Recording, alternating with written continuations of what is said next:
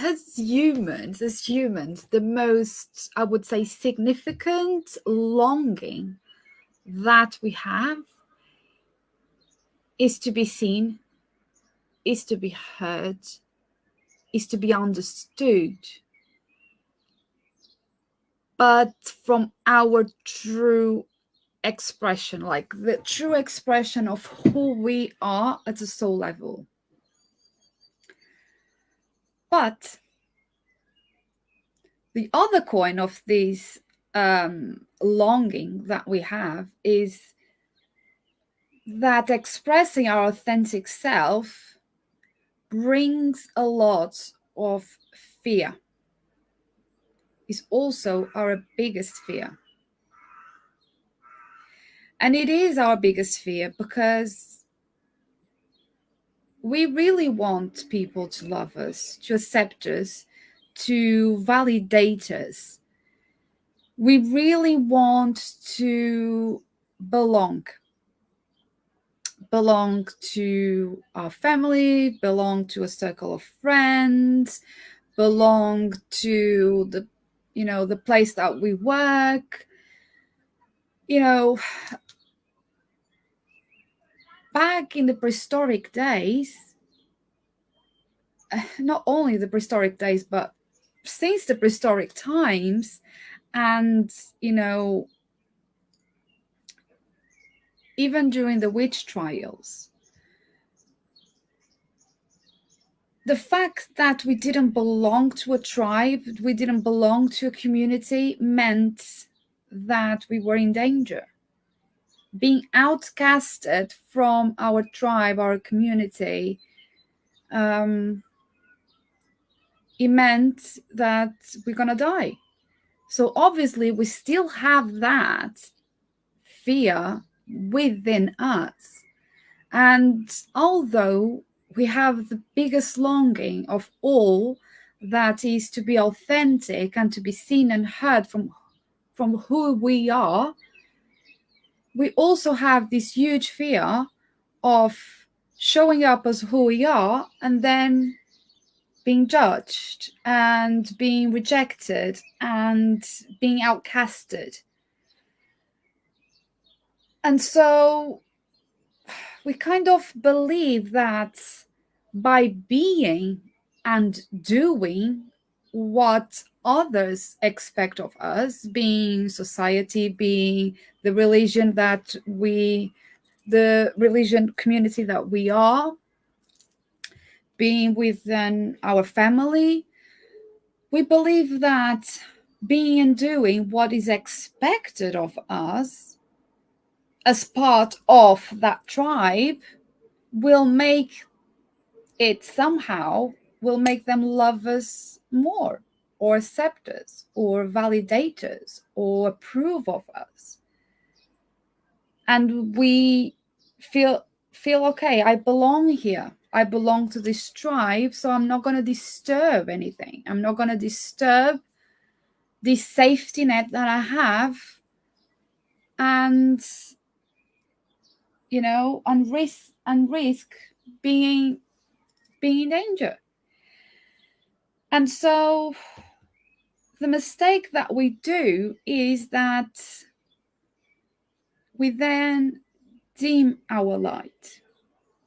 We dim who we are in order to fit in. We end up hiding our gifts, our talents. We end up not speaking up what we truly think, what we truly feel. We end up staying inside the spiritual closet and only showing our true divine gifts and personality to those that we feel safe with. But to all the other people outside of this tribe, you dim your light to fit in. You hide who you truly are. Perhaps your personality changes depending on the people you are around. Maybe you might be more outgoing with your family and not so much with your friends, or the other way around. and depends as well of the personality of the people that you are. If you know that it's a person that, gets your jokes, you will be more playful and fun and sarcastic and giddy.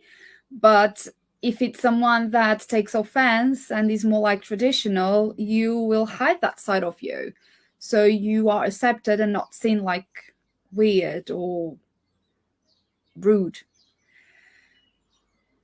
And the mistake that we make when we start dimming our light and dimming our true identity or true self is that we end up not realizing that by doing so, we are resisting who we are at a soul level and what we are meant to do in this lifetime.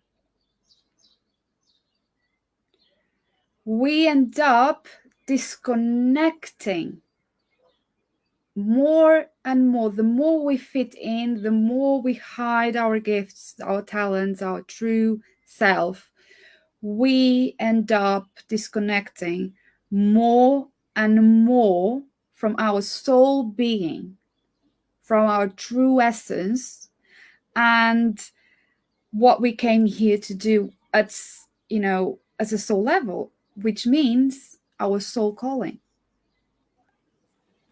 But there are good news.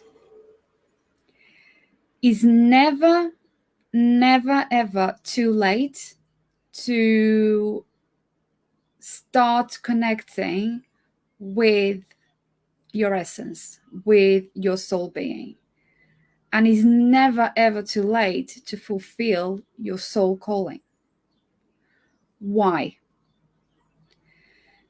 Because your soul is calling you every single day, every second, every minute, every day of your existence. Your souling is always calling you, is always sending you signals, is always sending you nudges so you can stay on track of your soul's path.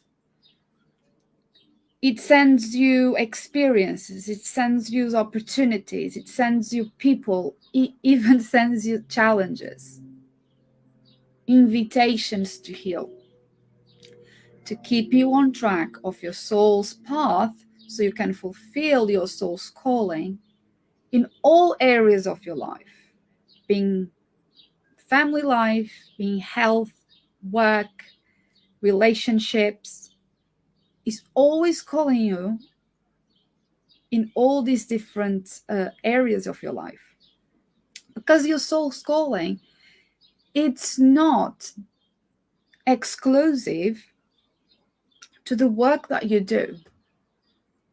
Because your light is not dependent of what you do as a career or as a job. Your light is you. Your calling is what healing and love you can bring to the world. It doesn't mean it has to be attached to a career or a job.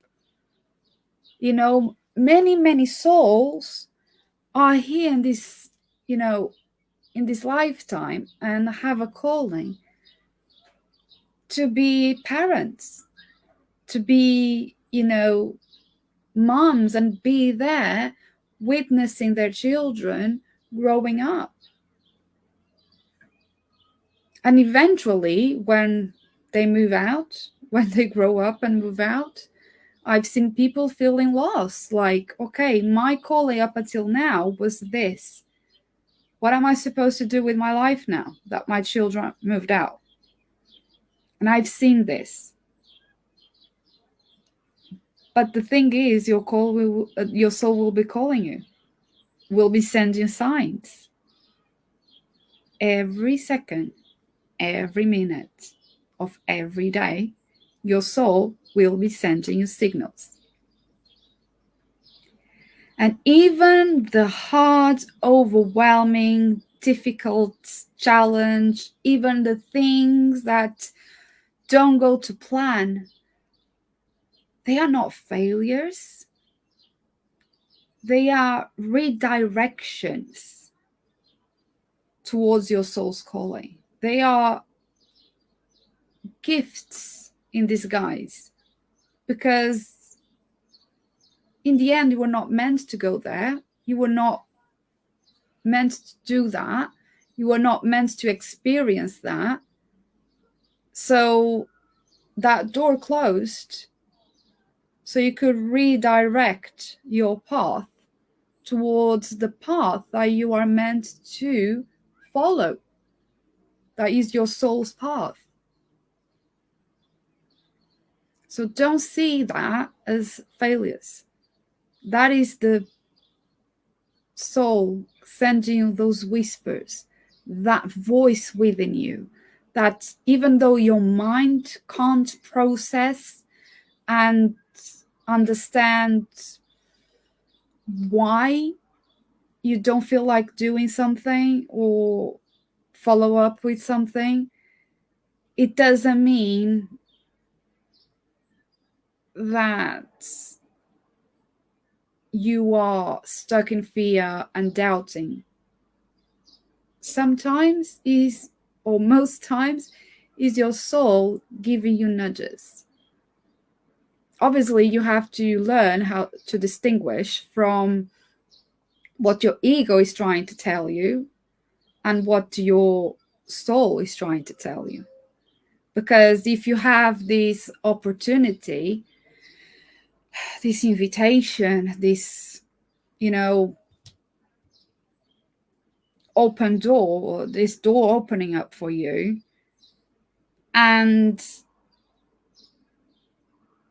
you feel like, I want to do it, but I'm too fat, I'm not good enough, I don't know enough, I'm not sure, I've never done it before. That's the ego. When you feel like, when you have that door opening up and you feel, yeah, it's a good opportunity, but it's not for me, I'm not feeling it. When you have that certainty and you have that trust and there is no buts or shoulds or can'ts involved, is your soul. When there is buts and shoulds and I want, but oh my God, I don't know if I should, that's your ego. So it's important to distinguish the two. But I guarantee you that your soul is calling you every single day in the direction of your soul calling. Every single day. So listen to those whispers. Listen to those gut feelings. Listen to those yearnings. And most of all, shine your light. Don't dim your light to fit in. Because even when you fit in, because you want to feel loved and approved and you want to belong, the truth is you will still feel that you don't belong. You will still feel that you are different, because with all honesty, you are putting a mask. You're not being your true self. So when we can't express ourselves the way we are, and we have to be monitoring our words and our behaviors, so we don't do anything that outside of what is expected of us, besides being tiring, exhausting to be monitoring that all the time, you feel that you're always in this persona. You don't feel like it's who you are. So you really don't feel like you belong. So don't dim your light to fit in. Shine your light. Be your true self.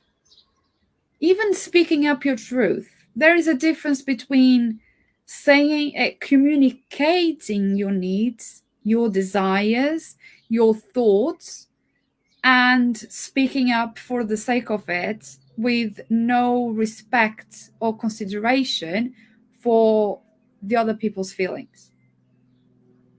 There is a difference here.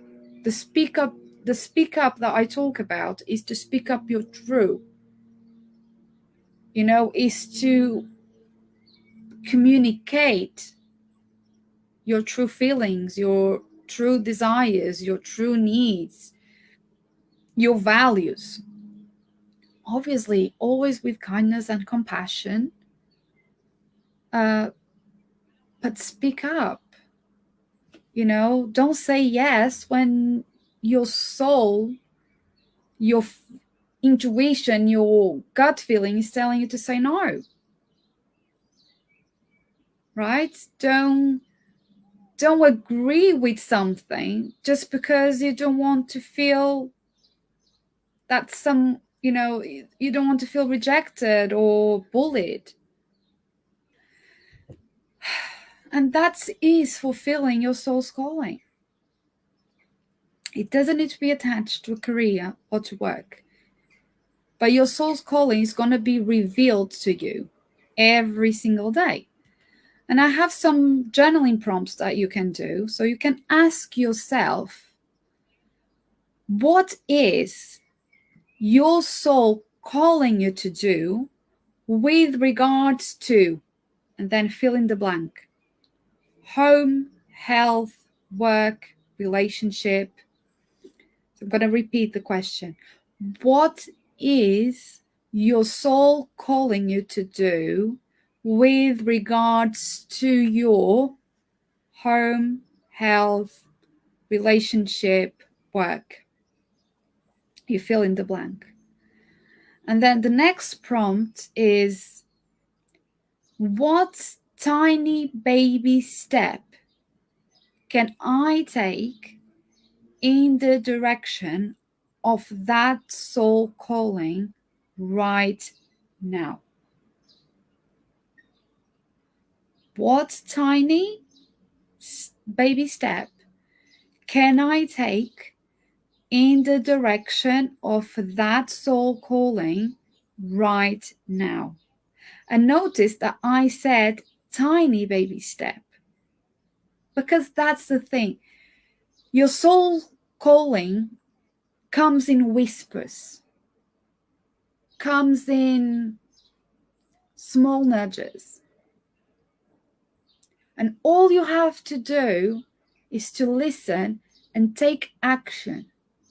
And the taking action on those intentions, on those callings, it doesn't need, and I dare to say, it shouldn't be done in a big way. It's baby steps that you can take right now.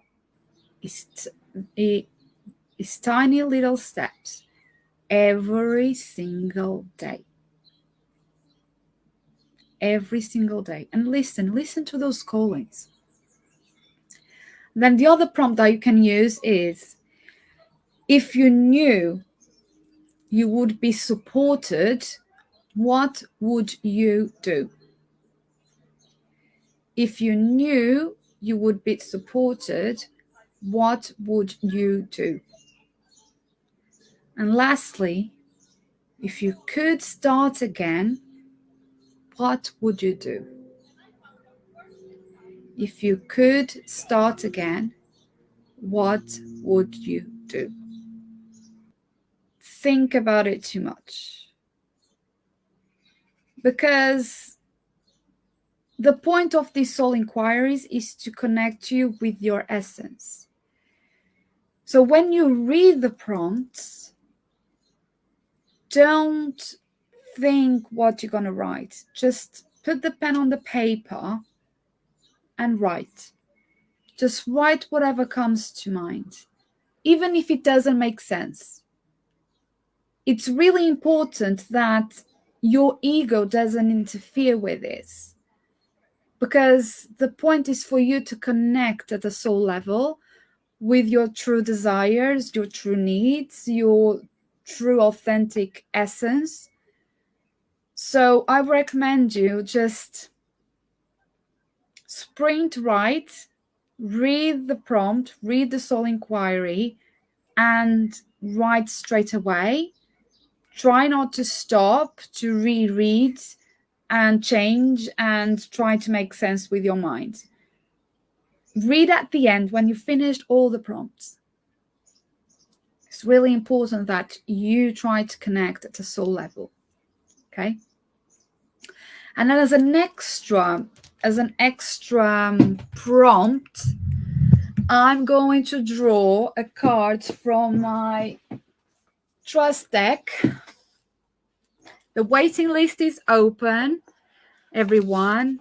I would recommend you to get in that waiting list, because the first orders will get an amazing, mind-blowing bonus that's going to be worth as much as the price of the deck. So I would recommend you to get on that list. I'll put the link in the description and then again in the comments. And this deck takes you on this journey of soul awakening.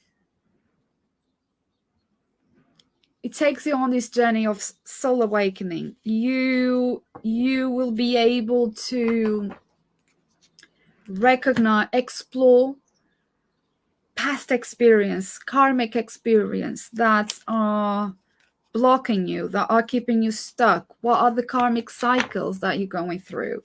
What are the triggers, that activate you the most? And then it takes you on the stage of healing those karmic cycles, learning how to use spiritual practices to heal and to connect you at a soul level. And then there is the stage of soul connection, identifying who you are at a soul level and embodying who you truly are. Is not so much as a journey of becoming, is more of a journey of remembering and embodying who you've always been.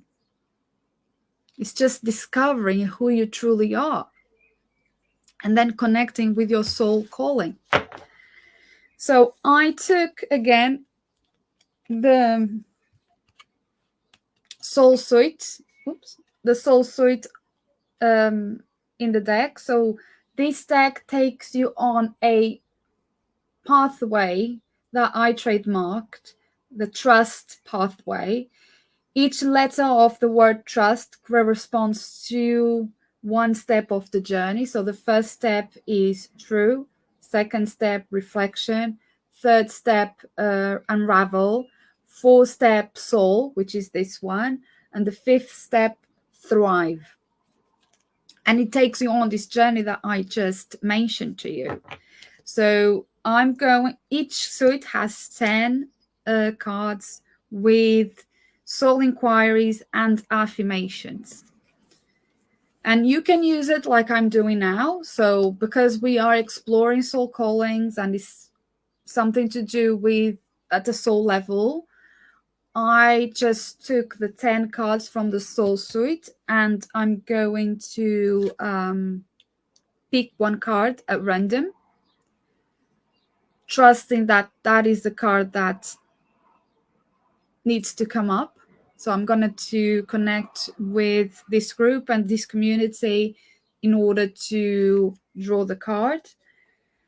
But if you don't want to do it in stages and you want to just, be free, you can use it like you use any other oracle deck or tarot deck.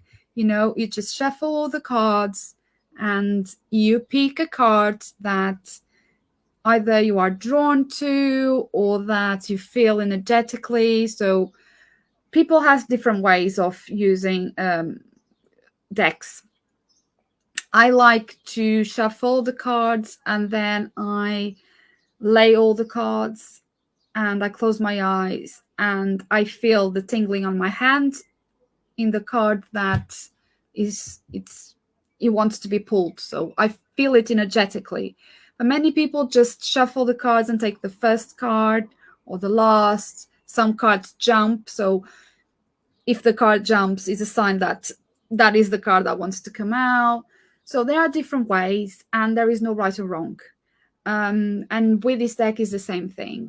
There is no like rules or anything. Like there is no specific framework to use. There is this framework of, okay, I want to do it in steps, follow the journey. That is the journey that I take my clients on, my one-to-one clients. But it doesn't need to be done like that. You can just connect intuitively. That's the whole point of this deck, and the work that I do is really to connect more on a soul level and trust that the invitation for healing that is coming is the right one for us. So I'm going to shuffle. I'm going to shuffle these cards. And then I'm going to pick the cards. What does my piece need?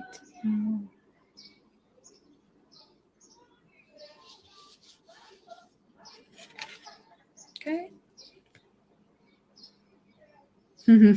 So 1 point. Oh my gosh. Love it. So the soul inquiry is, do I regularly allow myself to see the possibilities around me? And the affirmation is, I can think and dream in unlimited ways. Isn't this card on point with what we just said? Listening to the soul whispers every second, every minute of every day that is calling us always in the direction of our soul's path and our soul's calling. And this inquiry asks us if we allow regularly ourselves to see the possibilities around us, because the possibilities comes from our soul's calling. Get your hands on this deck. Get in the waiting list so you are the first to know when the pre-orders are open. And remember, shine your light.